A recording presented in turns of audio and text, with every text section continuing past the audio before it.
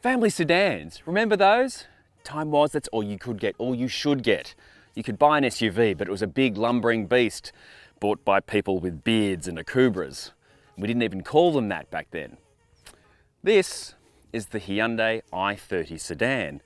It's a family sedan, but it's not just any ordinary i30 sedan, it's the N-Line version, which means more power, a bit of visual get up and go, and more fun. In this video, I'm going to cover off all the important stuff that you want to know, but if you can't stand another minute of my mindless prattling, here are the time codes for all the different sections. There are 8 of them, and if you're watching on YouTube, we've chopped them up into chapter markers, and you can just click on the chapter marker to go to the bit that you really want to know about. I don't mind, I don't like listening to myself either. And down underneath here in the description, you can find a link to the full written review at the Cars Guide site, but first, let's have a look around the new i30 sedan N-Line. So, the car that used to be called Lantra and then Elantra is now called i30 sedan. Up until now, you could get it in 2-litre Active and Elite, and they're quite nice cars. Not very fast though, but Hyundai knew that. And so now we have the i30 sedan N-Line. You can choose from 3 different versions. The i30 sedan N-Line manual starts at $30,290, with the 7-speed DCT Auto weighing in at $32,290. Both have the same spec, which means such nice things as sports bucket seats, an 8-inch touchscreen, pretty good safety package, sat-nav, Apple CarPlay and Android Auto, wireless charging and LED headlights. When you step up to the N-Line Premium, you get a 10.25-inch touchscreen as well as a digital dashboard, heated and ventilated front seats, front parking sensors, digital radio, an extra safety feature, sunroof and a few other bits and pieces, and that will cost you $37,290.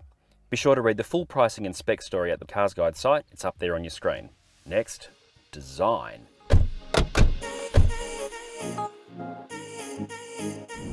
I think the i30 sedan is already an amazing looking car, but when you go sporty, you've got to look sporty. So, you've got gloss black here in the grille and the splitter, air dams, all a bit kind of, race car-y, 18-inch alloy wheels with some nice sticky Goodyears. Now, these are on the standard car, but they just look amazing. These folds and creases and slashes are just a proper piece of design. And you got gloss black down here in the side skirts. And then you go around the back. Well, here at the back is a glossy black lip spoiler, full width lighting, and this diffusery thingy. While I've got you, have you hit subscribe on the YouTube channel yet? If not, you really should, because you won't miss a thing if you also press the bell icon to keep up to date. Next up, we're in the interior. One of the wacky things about the i30 sedan is it's got an almost completely different interior architecture to the hatch. And that's no bad thing because I think this is quite cool. So you've got this fun kind of grab handle thing, which is obviously not for you, it's for your passenger. And here in the N-Line, it's got gloss black. One of the things I didn't like about the Elite that I drove is it was two-tone white and it looked a bit cheap, but it looks much better here. You get these much better seats. I like these seats, got the perforated effect and they hold you in a bit better. I like that very much.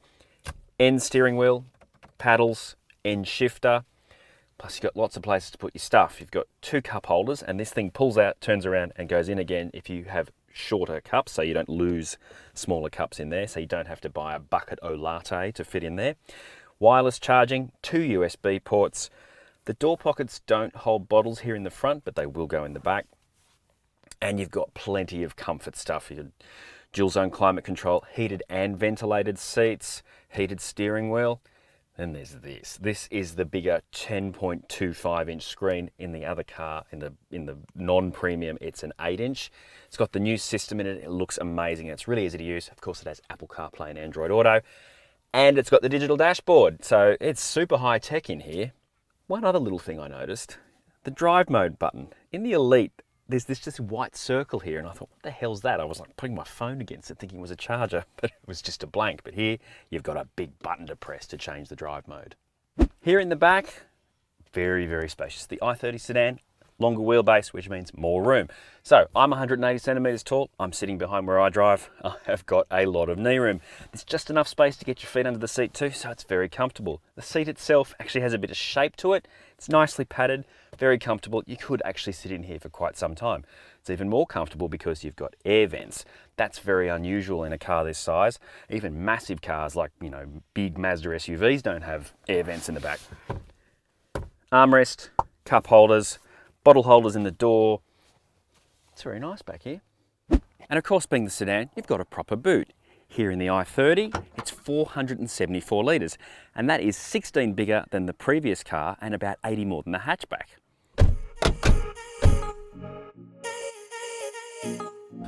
All i30 sedan N-lines have 6 airbags, ABS, stability and traction controls, forward AEB with both high and low speed functionality, with pedestrian and cyclist detection to 85 km/h, lane keep and lane following assist.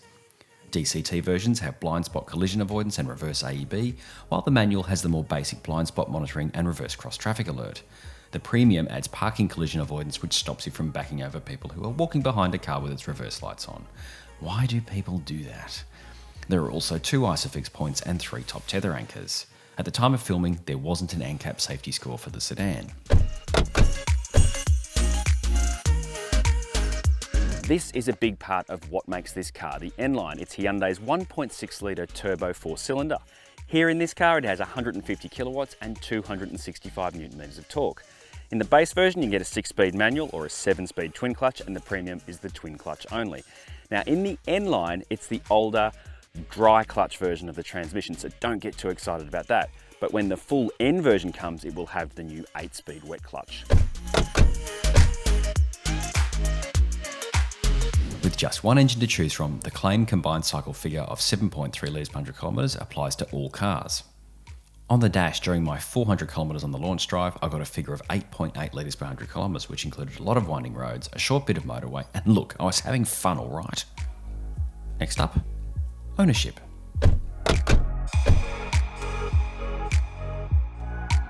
Service intervals are 12 months or 10,000 kilometres, which is kind of annoying, but that's what you get for having a turbo.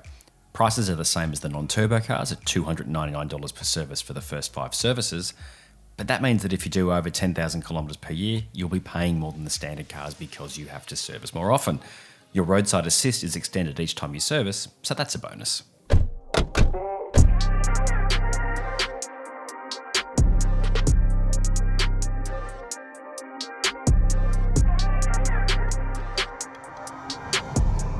So I guess there's one question we kind of have to get out of the way is what on earth is an N-Line? Now for those of you who aren't aware, Hyundai's performance brand is N.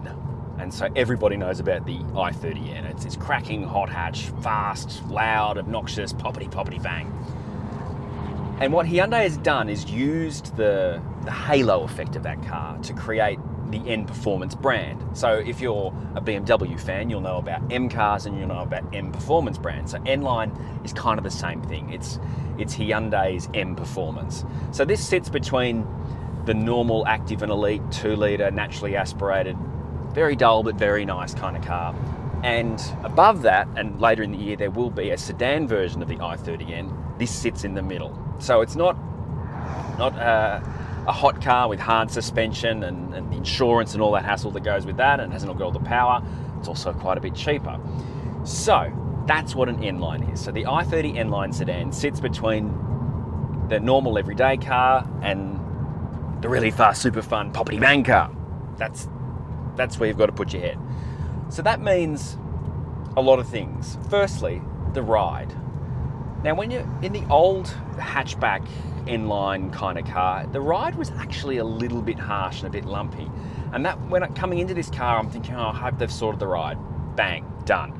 So the Australian Hyundai team, which have done so many good things over the last few years with Hyundai cars, they worked on this car. So new springs, dampers, sway bars, tyres. It's a much more involving car. So whereas the standard i30 sedan is very relaxed and easygoing, this has got a little bit more fun in the handling. So the steering's a bit meatier, the turn-in's a bit faster and a bit more eager. It's just a more get up and go car. And that goes with the turbo engine. So the turbo is the tried and tested 1.6 litre, 150 kilowatts, 265 Newton meters. In the base N-Line sedan, you can have a manual, 6-speed manual, or the 7-speed DCT. And in the premium, which is this car, you can only get the DCT. Now, I'm not going to pretend either of the transmissions and engines are anything amazing, but they do the job. And actually, there's a little bit of poppity bang in this, not much, but just a little bit, which is kind of fun. And you only get that in sport mode. And because the suspension doesn't have any clever active damping or anything, there is a bit of compromise, but this is still quite a lot of fun to drive, while also still being the kind of car you can drive every day. I know some i30N owners absolutely love their cars, but their families are going, oh, can we go in the Tucson or whatever? It's just more comfortable. Whereas no one's going to have any problems with this car. The tyres are a little bit noisy. They're a bit fatter and obviously bigger because they're on the bigger wheels. The important thing is the ride doesn't suffer. And it's a very comfortable car in the long run, but also when you find that nice twisty road you want to throw the car down, it's pretty cool. And you know, it's got everything you need, whether you're in the premium or the base car. The premium obviously is just a nicer cabin with the big screens and just a little bit of little extras like heated seats and all that kind of thing. But you don't have to go up to the premium to get what this car is really about, and that's about driving fun. And I think, honestly, I'd prefer this over the hatch for the looks, the extra space, and this funkier interior. So yeah, I've rather warmed to this.